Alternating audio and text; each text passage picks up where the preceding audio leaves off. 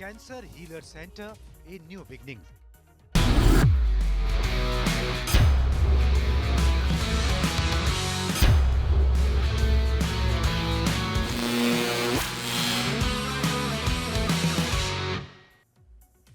नमस्कार, स्पोर्ट्स 9 में आप सभी का स्वागत है। मैं हूं शिवेंद्र, मेरे साथ हैं मेरी सहयोगी अंकिता और साथ ही साथ पहला सुपर संडे, यानी वो सुपर संडे जिसका इंतजार पिछले कई बरस से क्रिकेट फैंस जैसे ही आईपीएल शुरू होता है करने लग जाते हैं, क्योंकि आज के दिन होते हैं दो मुकाबले। और आज तो आप देख सकते हैं दो सबसे कामयाब टीमों का धांसू मुकाबला। दो सबसे कामयाब टीमें कौन सी हैं? बड़ा जाहिर सा, बड़ा आसान सा प्रश्न है। आप जानते हैं चेन्नई और मुंबई, इन दोनों टीमों ने इस आईपीएल में अब तक एक तरीके से राज किया है और इन्हीं दोनों टीमों का आज मुकाबला है। इसके अलावा एक मैच और भी है, इन दोनों मैच के बारे में बातचीत करेंगे। साथ ही साथ बताएंगे बीती रात किस तरह पिछले साल की चैंपियन टीम को घुटने टेकने पड़े। ये सब कुछ होगा इस शो पर, रहिएगा हमारे साथ, आपको कुछ भी मिस नहीं करने देंगे। हम पूरे आईपीएल का जो एक्शन है वो आपके पास हर रोज लेकर आएंगे। फिलहाल शुरुआत करते हैं इसी बात से कि आज जो है वो पहला सुपर संडे है और सुपर संडे यानी आज खेले जाएंगे दो मैच। हैदराबाद और राजस्थान के बीच पहला मैच खेला जाएगा। दूसरे मैच में चेन्नई की टक्कर होगी मुंबई से। पहला मैच खेला जाएगा हैदराबाद में और दूसरा मैच खेला जाएगा चेन्नई में। तो ये है सुपर संडे का आपका मेन्यू कि आज जो है दोपहर बाद आपका पूरा का पूरा जो समय है वो फिक्स है। आपको क्या करना है ये आपको पता है अच्छी तरीके से, और तैयारी जो है कुछ ना कुछ अंकिता ने भी की होगी। जरा इनसे भी जायजा लेते हैं। अंकिता, ये जो सुपर संडे होते हैं तो आप क्या कैसे पहले से प्लान कर लेती हैं किस टीम को सपोर्ट करना है, या आप भी मतलब जाती हैं मैच देखती हैं, फिर जो टीम अच्छा खेल रही हो उसको सपोर्ट करती हैं? देखिए सर, आईपीएल तो काफ़ी टाइम से हम देख रहे हैं और वही चीज़ें होती हैं कि हैदराबाद की टीम जो है वो काफ़ी अच्छा खेल रही है और पिछले सीजन आपने देखा होगा इसी मैदान पर सबसे हाईएस्ट स्कोर भी बना था। आईपीएल इतिहास का सबसे बड़ा स्कोर 277 जो कि हैदराबाद की टीम ने बनाया था, उस मैच को अपने नाम किया था। तो हैदराबाद की टीम में धुरंधर बल्लेबाजों की कमी नहीं है। तो हैदराबाद आज के मैच में अगर बात की जाए तो हैदराबाद की टीम जो है वो थोड़ी सी ज़्यादा बैलेंस नजर आ रही है, ऑन पेपर भी ऑन ग्राउंड भी। और इस टीम के पास धुरंधर इसलिए भी है क्योंकि टॉप ऑर्डर अगर इनके पास है तो फिर वो मैच को मतलब बल्लेबाजी जो है वो आती नहीं। तो ये टीम धमाकेदार है। इसके अलावा एमआई जो है वो मेरी बहुत पहले से फेवरेट रही है, सचिन तेंदुलकर के जमाने से लेकर, और अभी रोहित शर्मा 5 दफा आईपीएल ट्रॉफी भी दिला चुके हैं। लेकिन दोनों कांटे की टक्कर होने वाली है। अगर हम चेन्नई की बात करें तो चेन्नई भी जो है वो 5 ट्रॉफियां अपने नाम कर चुकी है। मुंबई की बात करें, मुंबई, लेकिन अगर आंकड़ों पर हम नजर डालें तो आंकड़े जो है वो बेहतर थोड़े से हैं यहाँ पर मुंबई के, और चेन्नई थोड़ी सी ऑन पेपर दोनों टीमें बैलेंस है। बट अगर हम बात करें आंकड़ों की, रिकॉर्ड्स की बात करें तो थोड़ी सी बेहतर मुंबई है। लेकिन पिछला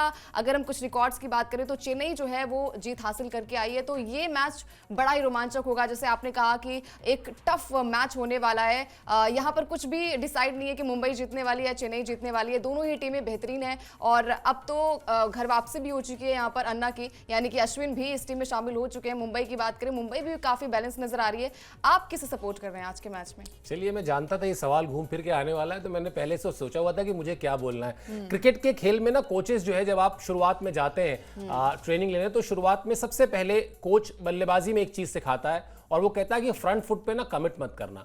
अब आराम से पहले गेंद को आखिरी समय तक देखो और उसके बाद अपने शॉट का सिलेक्शन करो। यही बल्लेबाजी जो है, ऐसी बल्लेबाजी करने वाले खिलाड़ी जो होते हैं वो बहुत ही टिपिकल कहा जाता है कि कॉपी स्टाइल, जो किताब की स्टाइल है जो सिखाई जाती है वो करते हैं। तो अंकिता ने बहुत ही समझदारी से क्या किया, सारी टीमों की तारीफ कर दी, सारी टीमों की मतलब जो तारीफें थी, जो उनकी खासियत थी वो बता दी, लेकिन ये नहीं बताया कि ये किसको सपोर्ट करना चाह रही है। उसको भी करती थी, इसको भी करती थी और सवाल डाल दिया मेरे ऊपर। तो मैं इस चक्रव्यूह में भी फंसूंगा नहीं, मैं भी फ्रंट फुट पे कमिट नहीं करूंगा। मैं भी मैच देखूंगा और उसके बाद बताऊंगा कि किस टीम के साथ जाना।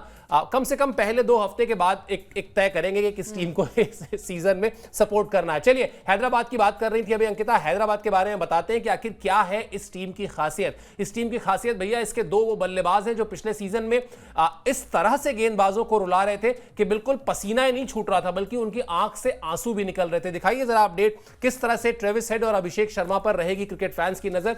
इस नजर के रहने के पीछे की वजह यह है कि इन दोनों बल्लेबाजों ने पिछले सीजन में जिस अंदाज में बल्लेबाजी की, उसने ओपनिंग की परिभाषा को ही बदल के रख दिया।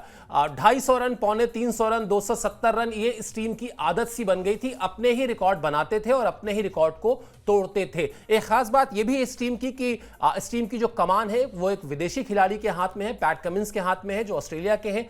अमूमन इस तरह की चर्चाएं पहले के सीजन्स में हुआ करती थी कि किस टीम का खिलाड़ी कप्तान जो है वो भारतीय है, किसका विदेशी है, फिर उसमें एक मुकाबला भी होता था। लेकिन इस बार पैट कमिंस निश्चित तौर पर इकलौते विदेशी कप्तान है। उसके अलावा इस टीम में किस किस खिलाड़ी पर आपकी नजर रहने वाली है? ईशान किशन है, हेनरिक क्लासन है, मोहम्मद शमी है, एडम जैम्पा है। यानी एक बैलेंस साइड, जैसा अभी अंकिता भी कह रही थी, और जिस तरह से पिछले सीजन में इस टीम ने खेला था, निश्चित तौर पर वो खौफ, वो डर विरोधी टीम के गेंदबाजों में होगा। देखना होगा अंकिता कि पिछले सीजन का जो सबसे बड़ा सबक था वो सबक था कंसिस्टेंसी। आप बहुत अच्छा खेल के फाइनल तक गए और फाइनल में जाके आप हार गए।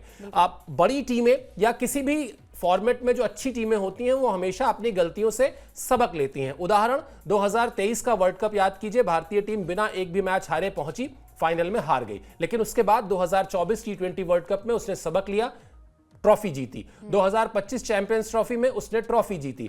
हैदराबाद की टीम में देखना यही होगा कि क्या बिल्कुल सेम टू सेम अप्रोच से बल्लेबाजी शुरू होती है, या फिर थोड़ा सा ये एक अप्रोच रहता है कि नहीं, हमें गेंद को देखकर, मैदान को देखकर, पिच को देखकर, विरोधी टीम को देखकर, विरोधी टीम के गेंदबाजों को देखकर शुरुआत करनी है। कैसा लगने जा रहा है? कुछ आपका अंदाजा है क्या हैदराबाद की तैयारियों को लेकर? अब देखिए, हैदराबाद की टीम आपको भी पता होगा, ट्रेविस हेड है और अभिषेक शर्मा है। अभिषेक शर्मा भारतीय टीम के लिए भी वो तेज शुरुआत करते हैं और शायद उन्हें अच्छा भी लगता है तेज बल्लेबाजी करना, पावर प्ले का सही तरीके से इस्तेमाल करना। हमने अभी पहले मैच में भी देखा था कि अच्छी खासी बल्लेबाजी जो है वो देखने को मिलती है, और पावर प्ले का सही तरीके से इस्तेमाल करना और अच्छे खासे रन जो है वो स्कोर बोर्ड पर लगाना, ये सबसे बड़ा टफ चैलेंज होता है। ये दोनों बल्लेबाजों को बखूबी आता है, चाहे वो ट्रेविस हेड हो, चाहे वो क्या कहते हैं यहाँ पर अभिषेक शर्मा हो। हालांकि ट्रेविस हेड के सामने जो है वो इस बार जो जर्सी वो पर्पल है, हालांकि वो जब माफ कीजिएगा, जो नीली जर्सी होती है उसके सामने अच्छी खासी बल्लेबाजी करते हैं। लेकिन अगर ट्रेविस हेड मैदान पर है, उनका विकेट जो है वो लेना सबसे ज्यादा चैलेंजिंग भी होता है, क्योंकि अगर वो टिक गए बल्लेबाजी के दौरान और खासकर पावर प्ले का सही तरीके से इस्तेमाल कर लिया, उसके बाद तो फिर सामने वाले जो गेंदबाज होते हैं उनकी धज्जियां भी उड़ा देते हैं। और इसी मैदान पर हमने देखा था कि जो रिकॉर्ड्स हैं ट्रेविस हेड के, अभिषेक शर्मा के बेहतरीन है। 277 यहाँ पर इस मैदान पर बने थे, और चेजेबल बहुत मुश्किल है इस मैदान को चेस कर पाना।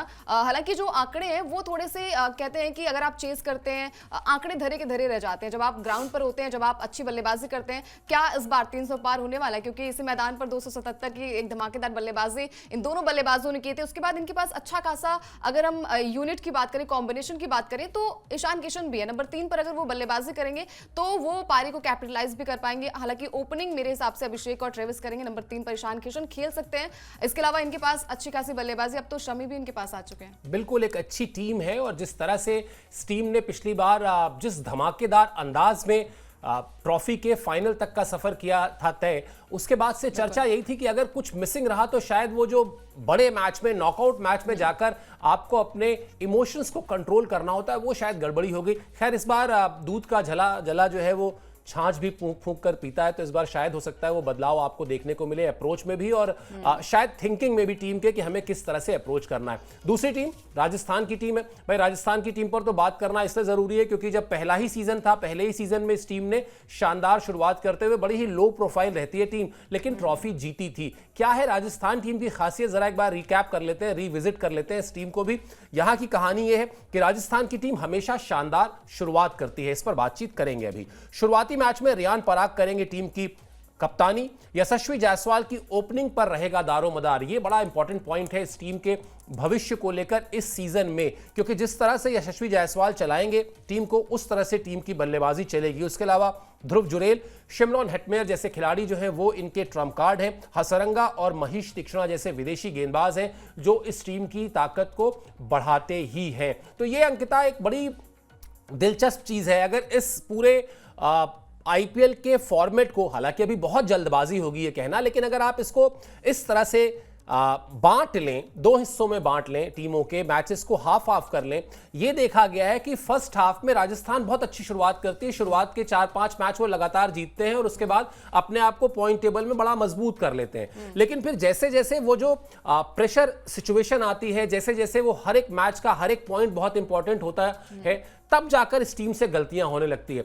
क्या वजह हो सकती है? क्या इसलिए कि शायद एक जो लीडरशिप में एक आपको एक्सपीरियंस चाहिए होता है, वो एक्सपीरियंस मिसिंग है? और या फिर क्रिकेट में जो हमेशा कहते हैं कि जिस दिन आपकी किस्मत अच्छी ना हो ना, आप कुछ भी कर लें। भाई हम लोग तो जानते ही हैं कि मतलब मैं 50 बार ये अभी तक अपने आप को समझा नहीं पाया हूं कि जब एक सीजन में क्रिस गेल, उसके अलावा विराट कोहली और एबी डिविलियर्स 3 खिलाड़ी खेल रहे थे रॉयल चैलेंजर्स बैंगलोर के लिए, फिर भी वो चैंपियन नहीं बन पाई थी उस फॉर्मेट में जिसको बल्लेबाजों का फॉर्मेट माना जाता है। तो कहीं ना कहीं इस फॉर्मेट की भी जो सबसे बड़ी रिक्वायरमेंट है वो शायद यही है अंकिता, कि आप ठीक है बल्लेबाज आपके पास बहुत अच्छे चाहिए, लेकिन एक बैलेंस्ड साइड चाहिए। जब तक आपके पास वो सही संतुलन वाले 11 खिलाड़ी नहीं होंगे, फॉर्मेट कोई भी हो, आपको मतलब कुछ सफलता मिल सकती है, ट्रॉफी उठाना बड़ा मुश्किल होगा। राजस्थान के लिए शायद सबक यही है कि एक कॉम्बिनेशन शुरू से ऐसा बना लें जो फिर इस पूरे टूर्नामेंट में बैलेंस दिखाई दे और मैदान में जाकर वैसा ही परफॉर्म भी करे।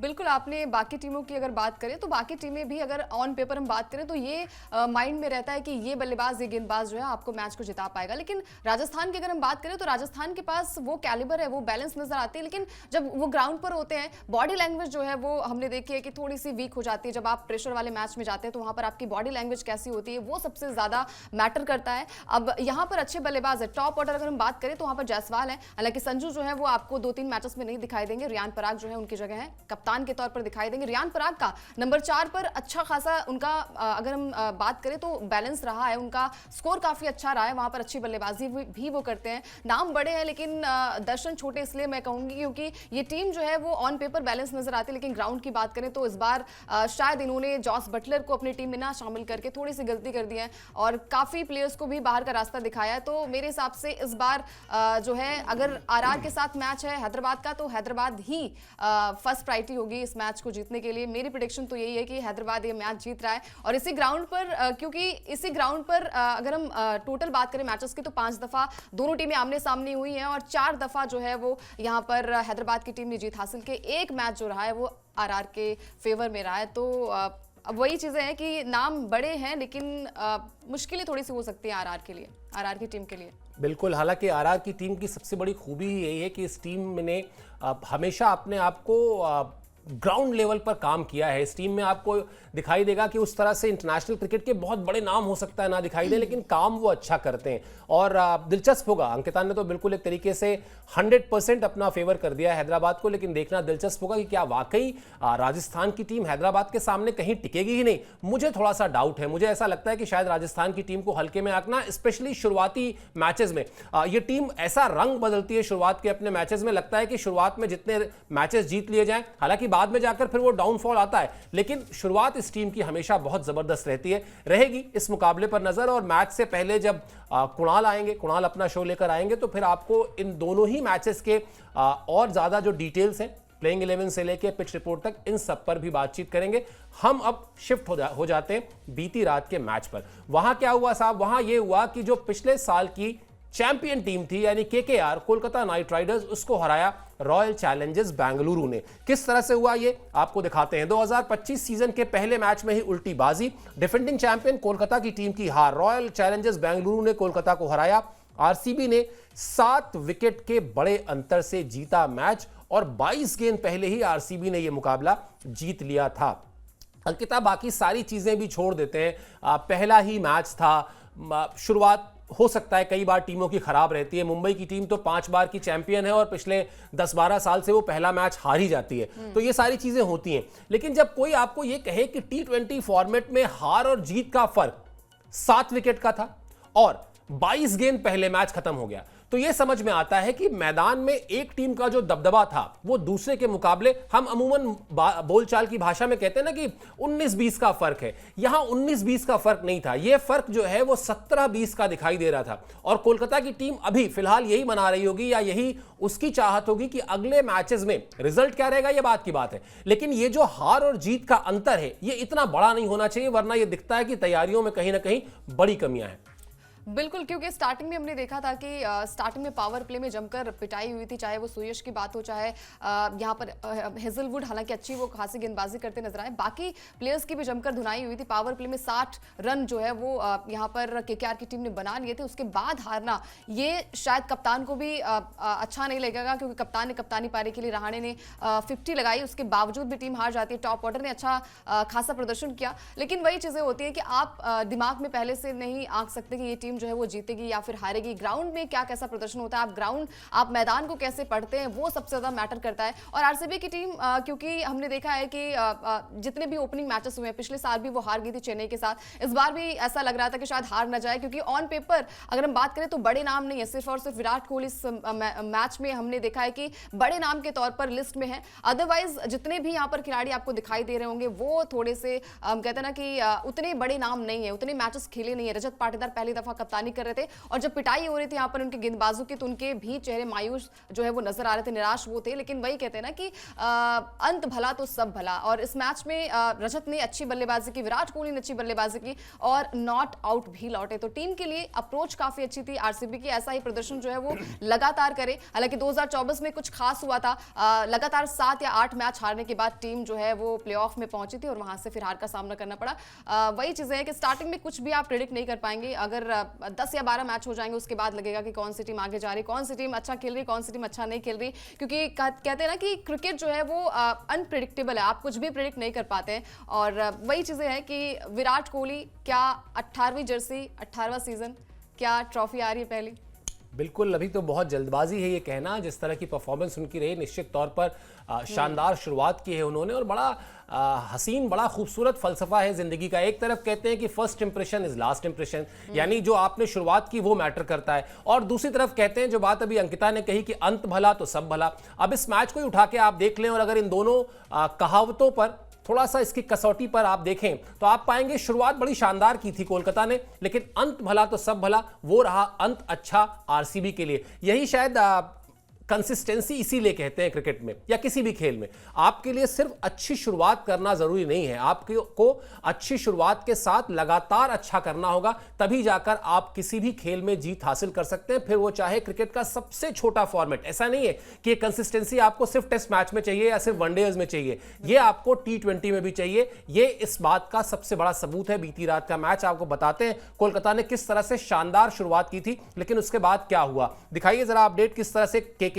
अच्छी खासी शुरुआत करने के बाद भी उस लक्ष्य से चूक गया जो वो अपने लिए सोच कर आया था। मिडिल ओवर्स में बल्लेबाज उसके रन नहीं बना पाए, और रन क्यों नहीं बना पाए, क्योंकि विरोधी टीम की तरफ से कृणाल पांड्या और हेजलवुड ने शानदार गेंदबाजी की। कृणाल पांड्या ने तो 4 ओवर में 29 रन देकर 3 विकेट लिए। एक तरीके से मिडिल ऑर्डर को उन्होंने बिल्कुल पीछे ढकेल दिया, और यही वजह है कि शानदार शुरुआत के बाद भी जो केकेआर की टीम सोच कर आई रही होगी, अभी आगे दिखाएंगे आपको किस तरह से उसके कप्तान ने क्या कहा हार के बाद, लेकिन प्लानिंग जो थी उस प्लानिंग को एग्जीक्यूशन में तब्दील नहीं कर पाए। सबसे बड़ी चीज यही होती है अंकिता, हम अक्सर बात करते हैं, सचिन तेंदुलकर बहुत एक शब्द का इस्तेमाल करते थे कि जीतने के लिए प्रोसेस फॉलो करना बहुत जरूरी है, प्रोसेस फॉलो करना बहुत जरूरी है। एक बार मैंने उनसे पूछा कि ये प्रोसेस आप कहते हैं, जरा इसको आसान शब्दों में समझाइए, प्रोसेस क्या है। उनका कहना था प्रोसेस बड़ा सिंपल है, एक मैच से पहले हर खिलाड़ी को उसका रोल बताया जाता है। एक टीम के जितने ज्यादा खिलाड़ी अपने रोल को पूरा करते हैं,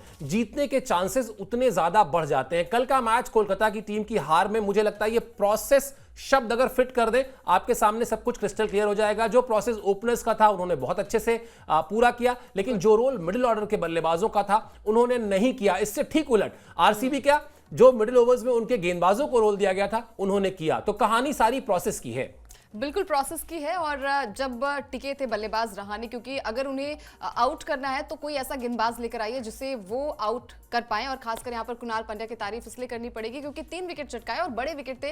रहाणे का विकेट लिया। इसके अलावा अगर हम बात करें तो रिंकू सिंह, जिन्हें हम कहते हैं कि वो गुजरात टाइटंस का मैच याद आता है, यश दयाल को 5 छक्के लगा दिए थे, मैच जीत गए थे, तो वो रिंकू सिंह होते हैं जो डेथ ओवर्स में आके जो निचले क्रम की बल्लेबाजी करते हैं और वो मैच को जिताते भी हैं। लेकिन यहाँ पर जैसे कहा सर ने कि प्रोसेस जो है वो दिमाग में रखना पड़ेगा। और आरसीबी हमेशा प्रेशर में आती है कि भाई ट्रॉफी भी नहीं जीती है, और पहला मैच हमने देखा है कि जब से वो ओपनिंग हो या फिर पहला मैच हो ज्यादातर हारती है। पिछला अगर आप मैच उठाकर देखें चेन्नई के साथ जो मैच था वहां पर भी हार का सामना करना पड़ा था। लेकिन चीजें वही है कि आप किसी भी टीम को जो है वो कमतर नहीं आंक सकते, आप पहले से माइंड मेकअप नहीं कर सकते कि ये टीम कुछ नहीं कर सकती है। आरसीबी की टीम में वो दमखम अभी नजर आया है, बड़े नाम तो नहीं है लेकिन ये नाम जो है वो आगे बड़े भी बन सकते हैं। रजत की बात करें तो काफी अच्छी कप्तानी की उन्होंने, थोड़ा अंडर कॉन्फिडेंट भी नजर आ रहे थे क्योंकि सामने की टीम जो है वो डिफेंडिंग चैंपियन थी और उनके पास धुरंधर बल्लेबाज, धुरंधर गेंदबाज भी मौजूद है।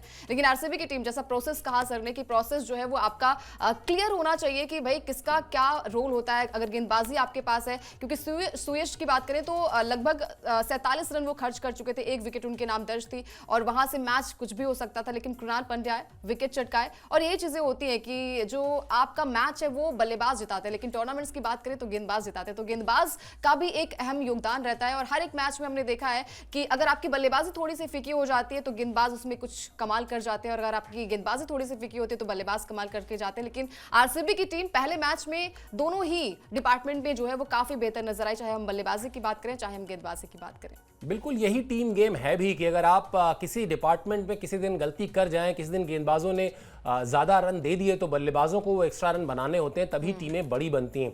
और रही बात कृणाल पांड्या की, मुझे लगता है आईपीएल एक ऐसा टूर्नामेंट हो गया है जिसमें कम से कम 15-20 खिलाड़ी तो ऐसे हैं अंकिता जो पूरे साल कहाँ रहते हैं पता नहीं चलता। यदा कदा अगर आप देखेंगे तो शायद किसी घरेलू टूर्नामेंट में उनके नाम आप अखबारों में पढ़ लें, वरना उनका नाम दिखता नहीं है। लेकिन जैसे ही ये मतलब फेस्टिवल शुरू होता है भारत का, जिसको फेस्टिवल ही कहा जाएगा, तो वहां पर वो अपना जलवा दिखाने लगते हैं। कृणाल उसी तरह के खिलाड़ियों में से हैं और उन्होंने बड़ी ही शानदार शुरुआत कर दी है अपनी टीम के लिए। चलिए, आरसीबी ने किस तरह से इस लक्ष्य का पीछा किया, आरसीबी ने किस तरह से समझदारी से उस प्रोसेस को फॉलो किया जिस प्रोसेस का जिक्र अभी मैं और अंकिता कर रहे थे, वो भी आपको बता देते हैं। बड़े ही शानदार अंदाज में लक्ष्य का पीछा किया, वो जो अनुभव है टीम के अंदर वो दिखाई दिया।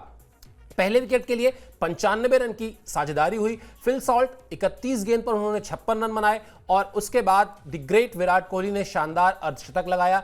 36 गेंद पर 59 रन की पारी खेली और जो बल्लेबाजी थी उस बल्लेबाजी ने दिखाया कि अभी भी विराट कोहली किस तरह का दमखम रखते हैं। शाहरुख उनसे पूछ रहे थे ओल्ड और गोल्ड के बारे में, तो उन्होंने कहा भी यही कि हाँ भाई अच्छी बात है कि ये जो गोल्ड आ गई है जनरेशन, ये बड़ी गोल्डन जनरेशन है, इसकी चमक जो है वो बड़ी शानदार है और ये क्रिकेट को और आगे लेकर जाएगी, इस खेल की लोकप्रियता को बढ़ाएगी। लेकिन ओल्ड जो है उनको भी अभी कमजोर ना आंका जाए। तो कई बार कहते हैं ना कि अमूमन कथनी और करनी में फर्क होता है, लेकिन विराट ने कहा नहीं, मेरी कथनी और मेरी करनी में कोई फर्क नहीं है।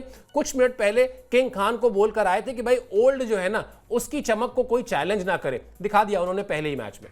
बिल्कुल, तभी तो कहा जाता है कि ओल्ड इज गोल्ड। तो जो विराट है वो हमेशा से अपनी टीम के लिए, चाहे वो इंडिया की बात करें चाहे आईपीएल की बात करें, हमेशा वो टीम गेम खेलते भी हैं और खासकर जो स्टार्टिंग के मैचेस होते हैं वहां पर बहुत बड़ा योगदान विराट का होता है। विराट कोहली बल्लेबाजी तो काफ़ी अच्छी करते हैं, अब बस एक जो हम कहते हैं ना कि किस्मत जो है वो साथ दे जाए 2025 में और ट्रॉफी उनके नाम हो जाए, तो शायद उनका जो अभी तक का जो सपना रहा है, जो उम्मीदें रही हैं वो उनकी पूरी हो जाए। लेकिन ये बल्लेबाजी जो है वो छोटे छोटे रन जो है आपकी टीम के लिए बहुत बड़े मैटर भी करते हैं और कहा भी जाता है कि जहां मैटर बड़े होते हैं वहां विराट खड़े होते हैं। और विराट कोहली की अगर हम बात करें तो चेज मास्टर भी कहे जाते हैं, बहुत सारे नाम है, अगर हम एक एक नाम की बात करें तो बहुत सारे शब्दों का भी इस्तेमाल करना पड़ेगा, शब्द कम पड़ जाएंगे लेकिन तारीफें विराट के लिए कम नहीं होंगी। और बहुत बड़ा स्कोर नहीं था, मतलब अगर स्टार्टिंग में लग रहा था कि 200 के पार ये मैच जाएगा क्योंकि पावर प्ले का सही तरीके से इस्तेमाल हुआ, क्विंटन डिकॉक आउट हो जाते हैं, उसके बाद मैच जो है वो आरसीबी के हाथ में आ जाता है। लेकिन कहते हैं ना कि क्रिकेट जो है वो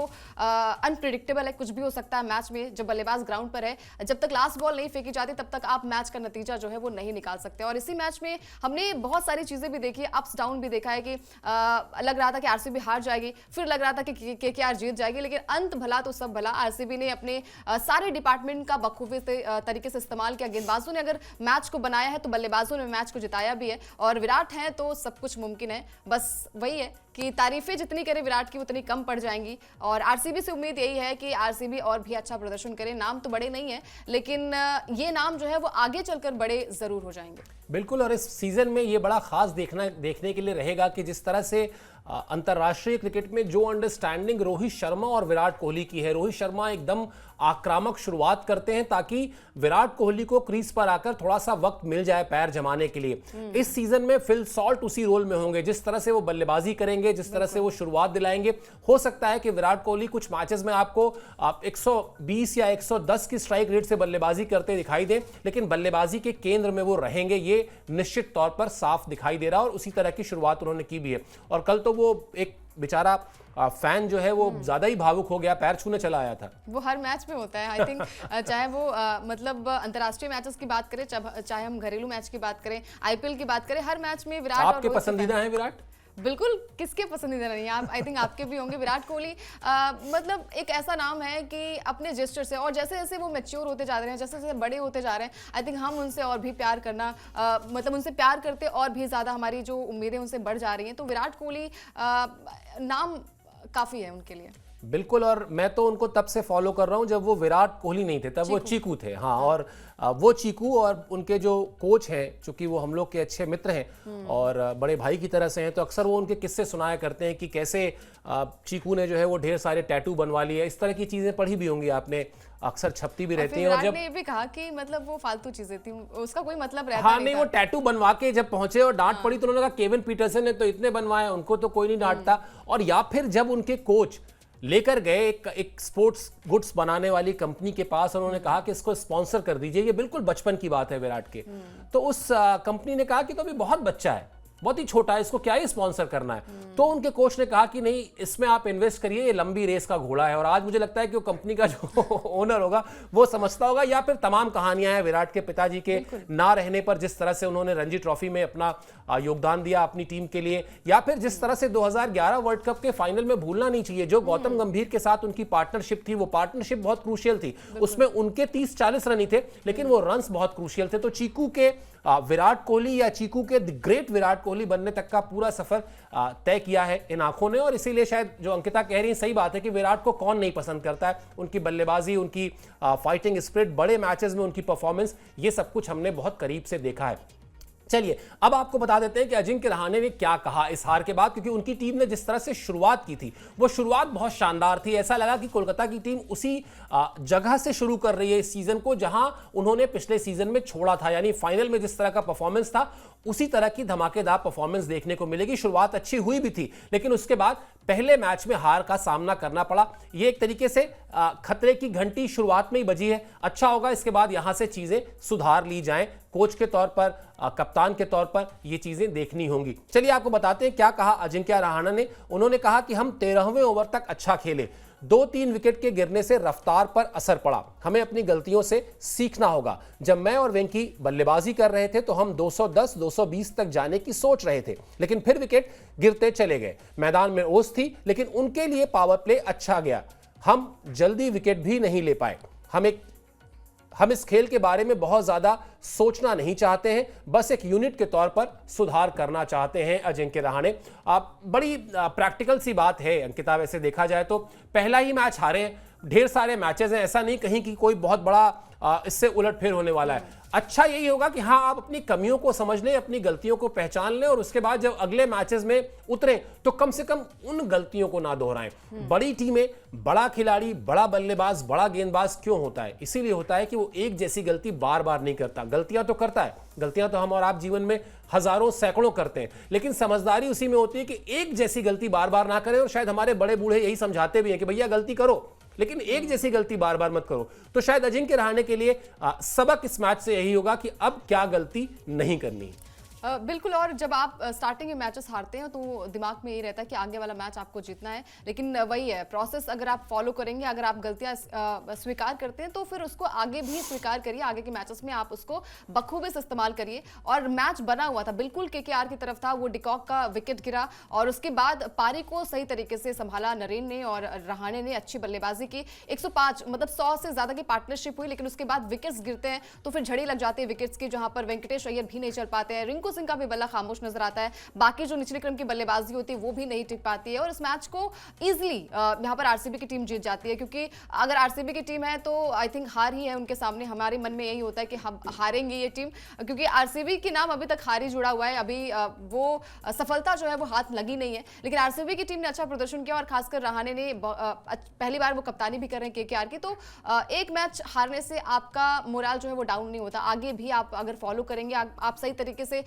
मैच को परखेंगे और जो पहली गलतियां हुई जो उन्होंने स्वीकार भी की कि 13वें ओवर तक मैच हमारे हाथ में था लेकिन उसके बाद विकेट्स गिरते गए और उन्होंने पावर प्ले का सही तरीके से इस्तेमाल भी किया। विराट कोहली अगर हम बात करें और फिल सॉल्ट की, तो 100 से ज्यादा की पार्टनरशिप हुई तब उनका विकेट गिरा, फिल सॉल्ट का विकेट गिरा। उसके बाद तो फिर आके कप्तान साहब ने अच्छी बल्लेबाजी की, उन्होंने कहा कि भाई कप्तानी मिली है तो बल्लेबाजी भी मिल जाए, सोने पे सुहागा कर दिया उन्होंने। और यहाँ से यही चीजें होती है, सीखने को मिलता है कि भाई 20 ओवर अगर आपके पास है तो आप कैसे मैच को चलाते हैं और जो मैच को चला जाएगा वही विनर बन जाएगा। बिल्कुल वही विनर बन जाएगा और विनर बनने के लिए जो सबसे पहली और सबसे बड़ी शर्त होती है मेरे हिसाब से, वैसे तो दुनिया में अलग अलग फिलोसोफर बहुत कुछ कहते रहे होंगे, लेकिन मुझे लगता है कि सबसे पहले अगर आप अपनी गलतियों को पहचान लें, स्वीकार कर लें और उसके बाद ये तय कर लें कि अब ये गलती नहीं दोहरानी है, तो आप सफलता की तरफ भले ही थोड़ा धीमे कदम बढ़ाएंगे लेकिन कदम बढ़ाएंगे जरूर और वो सफलता आपको मिलेगी भी, चाहे थोड़ा वक्त उसमें लगे। रहेगी हमारी इस पूरे दिन पर नजर, जिस तरह से आज दो अहम मुकाबले हैं जिसका जिक्र हमने किया, जिस पर बातचीत भी की, लेकिन जैसा हमने कहा था कि बड़ी खास तैयारी की है हमारी पूरी स्पोर्ट्स टीम ने आईपीएल को लेकर। दोपहर में जब हाजिर होगी हमारी टीम तो आपको दो मैचेस जो है उनके प्रीव्यू शो पर बातचीत होगी, प्लेइंग 11, पिच रिपोर्ट, सारी डिटेल्स जो है उस पर चर्चा करेंगे। लेकिन इसके अलावा शॉर्ट्स हो गए, वीडियोस हो गए, हर तरह की चीजें आपको स्पोर्ट्स टाइम पर मिलेंगी। 360 डिग्री कवरेज है और आपको इस कवरेज को मिस नहीं करना है, तो बस क्या करना है, स्पोर्ट्स 9 को सब्सक्राइब कर लेना है। आपका प्यार, आपके सुझाव हमारे लिए सराखों पर है। कुछ कहना चाहते हैं, कोई फीडबैक देना चाहते हैं, जरूर दीजिए, हम उनका पालन करेंगे। अभी के लिए मुझे और अंकिता को दीजिए इजाजत। आप हमसे जुड़े इस शो पर, इसके लिए बहुत बहुत शुक्रिया और आभार।